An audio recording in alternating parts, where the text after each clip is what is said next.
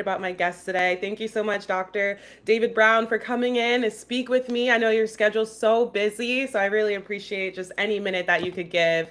And I'm going to just run through his bio real quick, guys, because it is so long. Dr. Brown does so much, and I'm so excited to have him on the podcast today. But he's a professor, an assistant professor, and assistant dean, associate professor, and assistant dean for community and communications at Temple University of Media and Communications. And he spent over 30 years working in communications, public relations, advertising, and higher education. He's owned and managed 5 advertising firms, public relations firms throughout his career. Former general manager of WURD Radio, the Pennsylvania's only Black-owned talk radio station, and serves as an executive director for Civic Coalition to Save Lives, which is a major Philadelphia initiative focused on reducing gun violence through community partnerships, and was named the champion of change by the Obama administration for his communication work with nonprofits. Welcome, Dr. Wow. David Brown. That was great. Thank you, Nicole. That's wonderful. Of course. I'm excited because I'm in the media space as well. And I wanted to ask you, for my audience, how do you think media has really cultivated the perception and image of Black men throughout the years? Wow, my goodness, that's a big question. So, but thank you. I mean, I think that unfortunately, how it's cultivated has not been cultivation at all. It's been more destruction than anything else. I mean, I think that we go back to whenever media was initiated, and that's not just what we know now, social media, broadcast, and so forth, but that images and so forth of a black man as being aggressive, being violent, a threat, even language, so all of that, you're talking centuries of marginalizing and defining a different type of narrative, which is why it's very, very important for us as black men to find ways to affirm each other about who they are and who what they're, because I think you can sometimes start to believe the hype and then it becomes a self-fulfilling prophecy, and that's something we have to guard against. Well, why did you get started in media? Because this is a really long resume and a career over 30 years of doing all of these different things, and then you're now positioned yourself within the Civic to Save Lives, and you're in Philadelphia, and you're a Black man yourself. What inspired you to be in this space with all that they've done to our image throughout the years? Yeah, I mean, honestly, I think that an incident that happened when I was a teenager, when I was mistakenly identified as someone who had committed a crime, actually someone who had stabbed somebody a few blocks over, and they thought that it was me. They decided to come back my way. The drive-by that happened actually didn't happen because of the gun jam. And for me, to survive that without a bullet being fired was at least like I knew then, one, that God had his hand on me, but also I didn't want to go out like that. Another statistic on the street, and I knew just based on who I saw in the car, these were black men coming after me as a black boy at the time, and like for something that was a mistake, right? And then could have snuffed out a life. So that at least became the trajectory for me to say, we got to do better. I got to do better. That's why I got involved with journalism. That led to public relations, which led to some of the things that I've done in terms of starting my own agencies and being a GM at WURD. I mean, those things. I think that being able to have some degree of control over the media enables you to cultivate and curate that media. How you show up, how you create commercials, how you bring guests on or share information. And that to me is really that kind of, so back when I was 13 and I was from a pretty stable household, 2 working parents and, living in a section of West Philly that was pretty decent, but that could have just been, and the other thing too, I would say, since we're talking about affirmations, I could have decided that, I'm going to go take them out before they take me out. And that cycle of violence would have just continued. But, God put, the fear in my heart, like I didn't need to be out there anyway. And there was much more that I could do alive than I could do if I were just a statistic. Man, that is scary. Mm, And like, that is scary. And that really makes sense for the gun violence prevention work yeah, that you're doing yeah. now. Yep. It's full circle. Yes. That my mom likes to say. She like loves to use that term. Hmm. So how has it been working in gun violence prevention in Philadelphia specifically? And what do you think are men in the city, like what is our biggest issue that we're facing? Hmm. And Hmm. what are you guys doing to prevent the gun violence in the Yeah, city? I mean, and to your point, it has been full circle. I mean, and that's been a bittersweet full circle because you now, when I was 13, and now this is 50 years later, and I'm still working on the same issues, right? So I think Mm, part of it is like, recognizing how we can do these things better because it's not just, people, and this kind of goes back to your original question about, how black men have been portrayed. No, we're not inherently violent. No, we're not inherently whatever that manifests this type of behavior. The circumstances in which we find people, particularly the work with the Civic Coalition, is that we know that there's a small group of people within any major city, of which Philadelphia is one, that is going to be more prone to either be shot or to shoot. And most of those circumstances are driven by other things like, these are long-term things like poor schools, poor performing schools, limited economic opportunities, lack of access to behavioral health. Those are some of the things that the coalition focuses on specifically. Because if we can get somebody a reason for not picking up a gun, and most of those times are learning how to de-escalate, learning that I have the ability to get a better job than what I have that can provide for me and my family, and at the same time look at those types of interventions that enable folks to stop before it is even an option to do.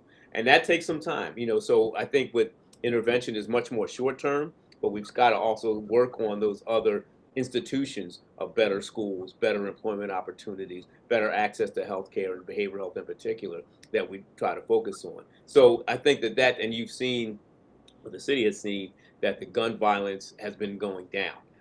However, even though it's hitting historic lows, one violent act is one too many, right? So, and the other thing that we are also focusing on, not just fatalities, but when you get shot, it then has also a ripple effect because now you are physically unable to do certain jobs or mentally unable to do something.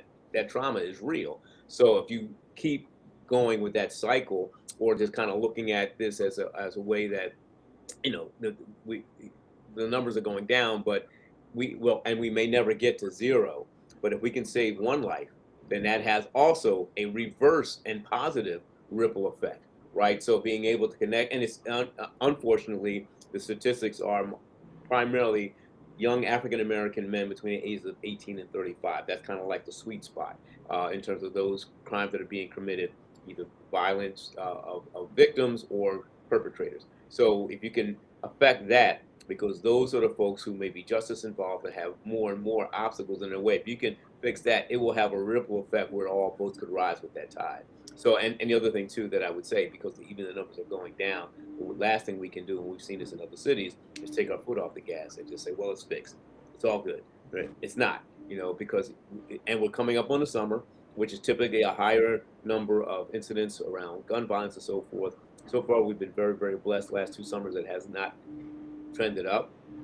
While at the same time, we've got to remain vigilant to make sure we can get those resources into the communities. And I would say just very quickly, Nicole, we're trying to do this also at a time when the federal government is moving back, retreating from social services, right? So that safety net, those services are critically important. So an organization like the Coalition is trying to make sure it can mobilize those types of resources to make sure that those folks who need the help get the help. Yeah, and I was just talking yesterday with an educator of 30 years in DC, and Mm. he said he's been a principal, and his what he's seeing in the elementary and high schools is they're 5 grades behind Wow. reading levels and math, and Right. like 5 grade, like I'm like, oh my goodness. And I just went to a Philadelphia school, the work school. It's like the workshop Yeah, school. sure. Yeah. Yeah, Yeah. and as a 17-year-old was like reading on the board, and there was just certain simple words that she didn't understand. She didn't understand, X squared, like the Mhm, math problems mhm, behind that, and she was mhm, 17. And as mhm. Philadelphia's closing I think Philadelphia's closing over a dozen Yeah, schools right. Yep. this year. What do you think about the closure of the schools? Like, Mhm. are they schools that aren't doing well, is that a good thing? And we can reallocate our resources. Hmm. Like, I think that education piece is so important Yeah, for absolutely. comprehension. So what's happening right now Right. in our education system Right. for our community? I just want to Well, understand yeah, it. yeah. To answer your question directly, I think that closing a school has, again, I keep using the word ripple effect. When you close a school, you're also creating blight in the community. You're talking about, how do you repurpose a school that was, that sits on a block, has, land space and so forth. I look at when that happens, the ripple effect is that, so businesses start to close, people housing property values start to decline. There's a lot of things that happen when you close an institution like a school. It's what we call the economic halo effect, right? You look at churches, same deal. Churches are also businesses, so when you close a church, you're closing a spiritual center. You're closing a physical space. Those things start to happen. So to your point, when you're closing schools now, from what I'm understanding, because I'm not as involved with that as some others, but they're looking to consolidate. And this is probably something that they should have done some time ago, because when you look at population trends and you have a school that's built for 5,000 that's only serving 1,000, then so how do you live with how do you make that happen, right? So, and at the same time, education funding is going down. And so we saw in Philadelphia where the mayor looked at a couple of innovative proposals to raise money for the schools, but again, they're kind of competing factions that don't necessarily make that happen. And unfortunately, all the while, our kids are falling further and further behind. There's a great initiative in Philadelphia that was started some years ago called Read by Fourth, which was an initiative to get all kids on reading level by the fourth grade. Kind of to your point, if you've got a 17-year-old who can't, do basic math, or kind of look at some words that a fourth grader would know, then we miss some people, right? And I think that that's also kind of part of it, because again, if you have an education and you're pushing people through, and I've had this experience, unfortunately, where I was with a young man who I had known, since he was a young guy, and he was in high school, and he was trying to pass an English class, and the teacher was telling us that, we're going to pass him because he's a nice guy. Like, that's not helping, because if you're just passing him because he's a nice guy, then an employer is going to think, well, how come you can't read? So I think that some of that is parental involvement. And we can't just surrender it to the system, but the system also has to do its job.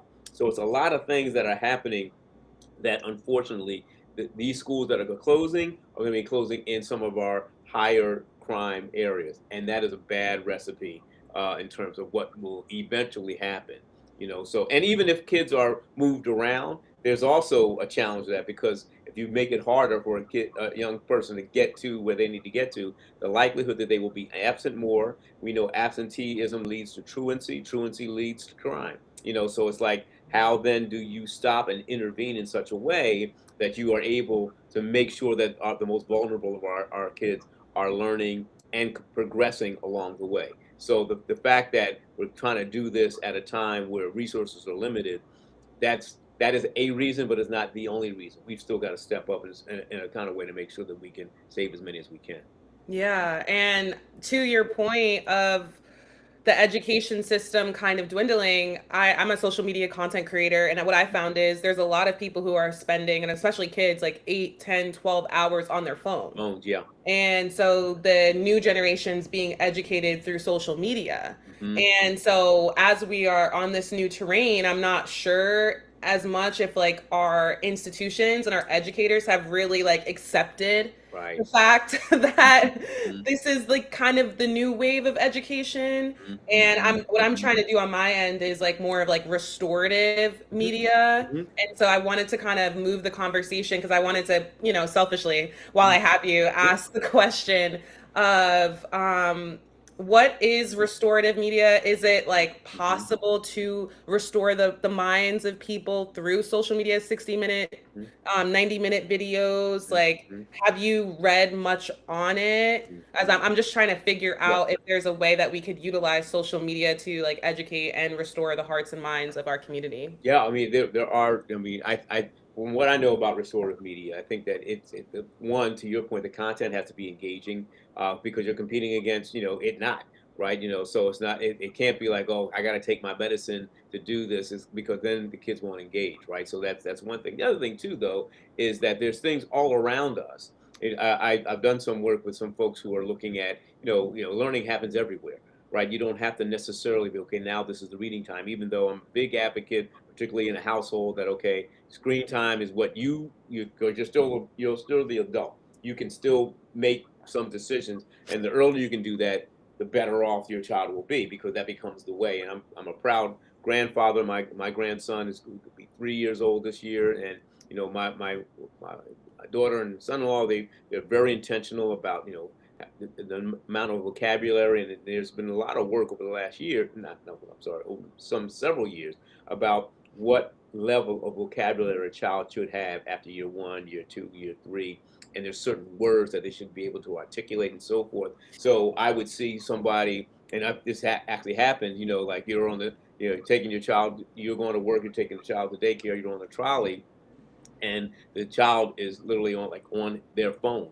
as opposed to, what is, let's play some I Spy. What, I spy a red car, and you get your colors, you get your words, look up on the, I think there's use of the environment, and that I think becomes kind of to your point about content, because a lot of the young mothers and young fathers are looking for the content that enables them to take better control of the development of their children. So it can't be, and also there's some modeling behavior too, Nicole, right? So if I'm on my phone all the time, my child is seeing that. I mean, I'm amazed that my grandson knows when I give him this, he knows where to put things and everything, which is phenomenal.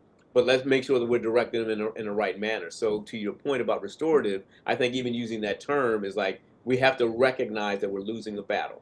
And we got to be able to take some control to restore this device, which is an incredible device. It can get us to all kinds of things that we may not have had. I didn't have this when my children were growing up. It just didn't. So how do we take that power? Because ultimately, as the human element in this equation, I still have power that I can determine what my child who's developing is seeing, is interacting with, and so forth. That's on me. Amazing. Amazing. And with all of your years of experience, I'm just going to use, guys, I'm sorry, I'm going to use this as a mentor session for me, and we're going to just keep it kicking. Yes, ma'am. Because with all the 30 years of experience, we're talking PR, Yeah. talking marketing, Yeah. and and community organization. I think that's like what I'm trying to do with Affirmations for Black Men. And I started doing that with saying, okay, Black man affirmation every single day, repetition. Right. That's one of the ways that I was trying my best to do restorative media and kind of do a ripple effect within our community to kind of rewire people's brains. And I feel like I'm at this crossroads where now I want to be more research backed and more writing backed, because I feel like I can reach more people that way without using like, my physical voice or my physical body to communicate that message. I want it to almost be in other people's, as you're reading is so important and so special, because then it can be in like your brain. It's your words that you're saying in your mind. The affirmations have now like transcended me and have gone within you. Yeah. I wanted to just get some, maybe if I could have some advice for like this next chapter of my life as I'm like kind of trying to transition. How do you think, how do you think I can reach the most people with Affirmations for Black Men and help restore Black men through affirmations and through the platform? We have over 400,000 followers on all platforms. Wow. As I'm doing these interviews and as I'm doing my best to kind of be the change within my community, I definitely like need some advice and some help at this time. So I'm gonna take the floor, guys. I love it. No, I mean, I think that one, just very proud of all the stuff that you're doing, and I don't think it needs to be an either or proposition. It's a both and. I mean, what you've done already is already, like you said, you've got 400,000 followers on multiple platforms now. How not even transition, how to migrate, and be able to kind of, and I think to your point about doing research I think it helps to inform the content. But I also think that and I'm glad we're doing this vision. I mean, this beautiful Black sister who's got this heart for the community. That is also an asset, right? Because it's like, I think a lot of times, and I talk to a lot of men all the time. It's like as either a mentor, as a brother, as a cousin, or and there's certain things that I will say that will have some credibility that they may have heard from different places. And even as a pastor, quite honestly, I mean, I rarely wear a collar.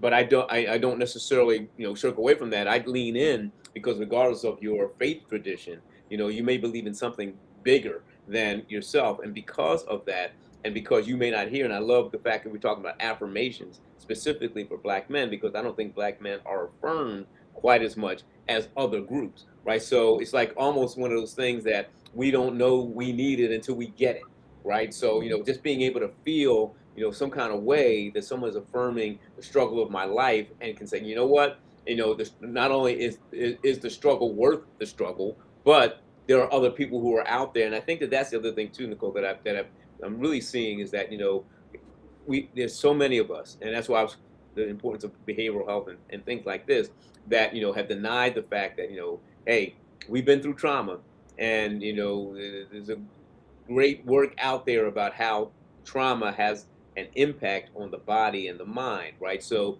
we've seen a lot of troubling things. I mean, that drive-by that I survived, to this day, I could recount almost every instance of that and bring myself to tears. And it has taken a lot of work on my part to use that as a platform from which to ascend, as opposed to a barrier that will keep me back. So if I give this, power back to this thing to say, hey, you recognize that should have been you. You should not be here. So, well, no. For whatever reason, the universe ordained that it was not supposed to be me. It was supposed to jam. And I've got a responsibility. I've got a gift. I've got something else that I can now do. And I don't know that, how, other people who I live with a fierce urgency of now. Time is such a precious commodity that we don't know how long we're going to be doing whatever we're going to be doing, whether not physically or mentally, or how we can do that. And I think that being able to have people and content creators like yourself to say and recognize that I need to affirm you. And that's not just on what you read. It's not on just what you say. It's being around that kind of protective hedge, if you will, of other brothers who are, struggling or not, don't even know that they're struggling. And unfortunately, the percentage of men who have been incarcerated, who are justice involved, black men in particular, is higher than any other group. Well, we got to recognize that, because there's a lot of us that need to be able to plug into that group and them to plug into others who have had a different path and not take each other out. I mean, it was not an accident that I saw that the people who were in that car from that first drive-by were like, look like me.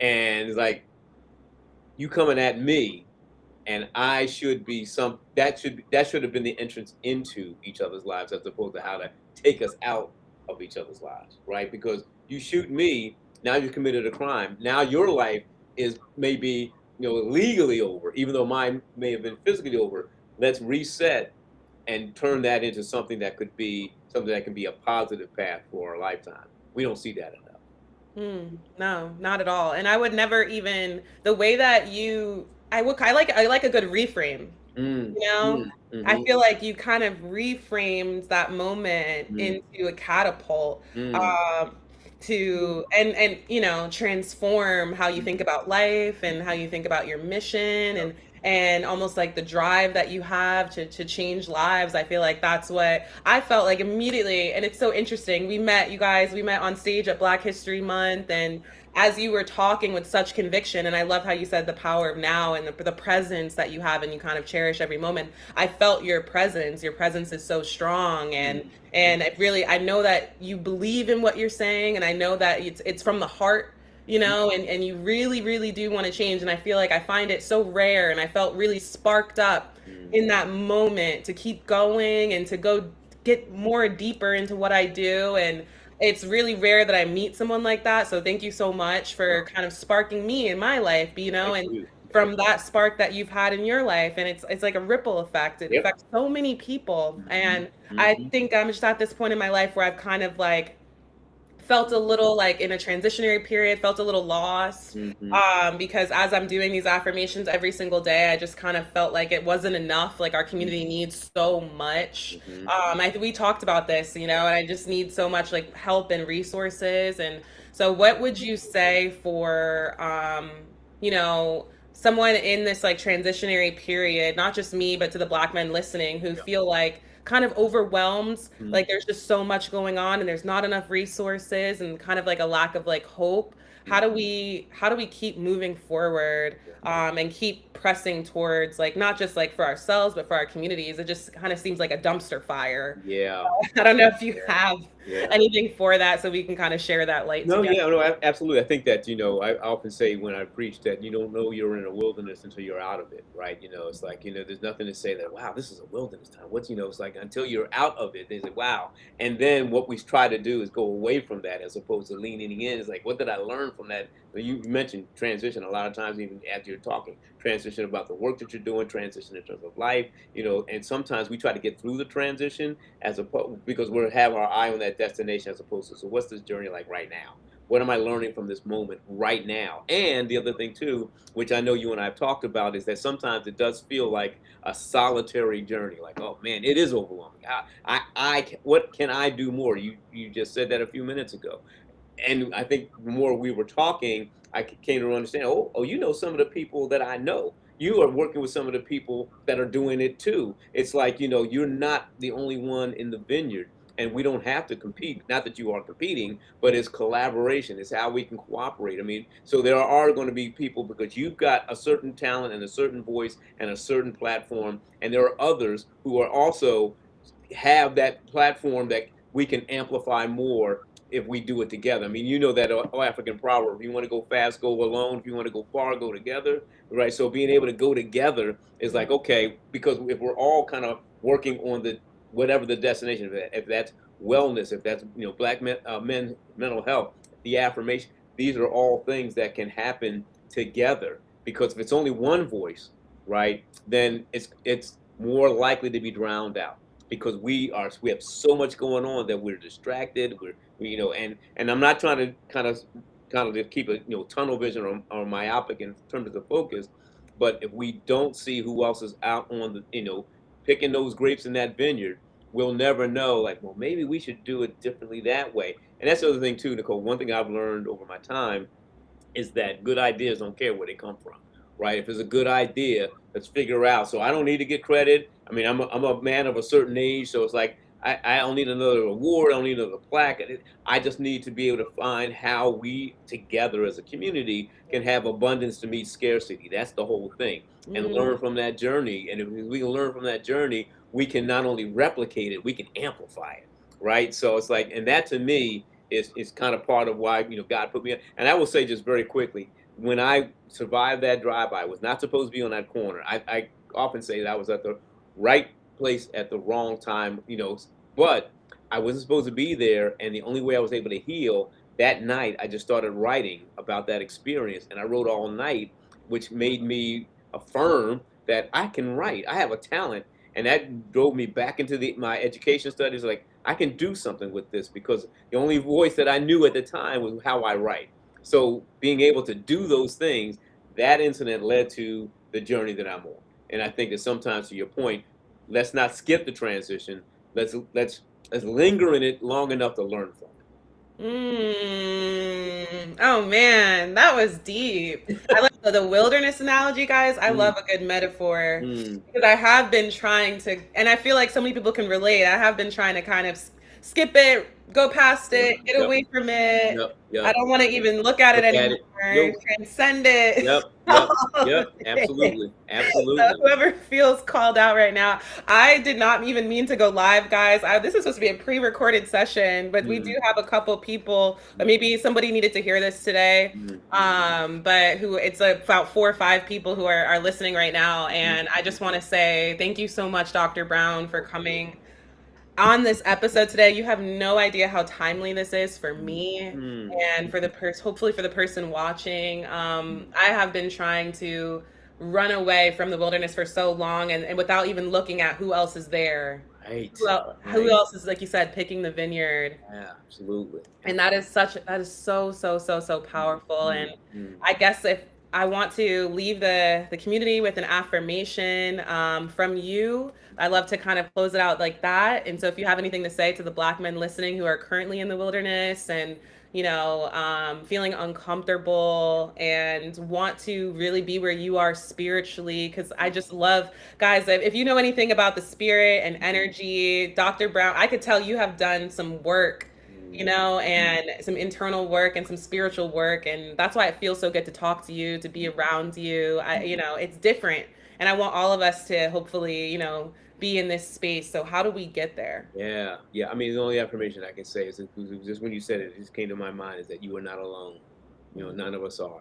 I mean, I think that the society tries to isolate us, that, which we lose a lot of brothers, quite honestly, because they feel like I have no other choice. Someone has been on or is on the journey that you're on right now. And if we open ourselves up to that universe, then we'll find each other. I mean, and when we find each other, let's not lose each other. That to me is like, okay, that is part of it. We have to travel together.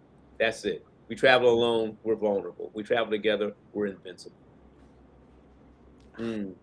Oh my gosh, thank you so much. That was beautiful.